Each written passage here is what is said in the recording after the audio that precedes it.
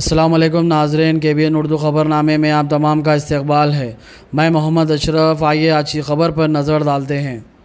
आज फलकनुमा एरिया में फारूक नगर bus depot के करीब व्हीकल चेकिंग अमल में आई। ये चेकिंग जनरल इलेक्शन की वजह से की जा रही है। पुलिस ऑफिसर ने बताया है कि हमने 52 व्हीकल चेक किए। इसमें रैपिड एक्शन फोर्स और फलकनुमा पुलिस का स्टाफ भी मौजूद था।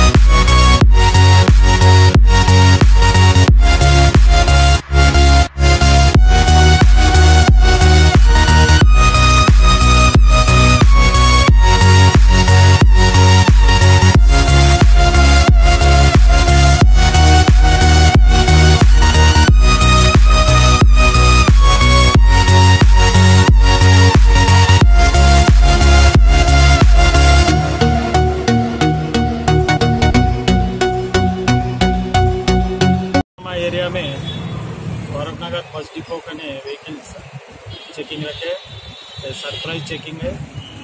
RFE वाले भी आए, रैपिड एक्शन फोर्स का साथ लेके हमारे फलकनुमा पुलिस स्टेशन का स्टाफ को लेके 56 गाड़ी चेक करे।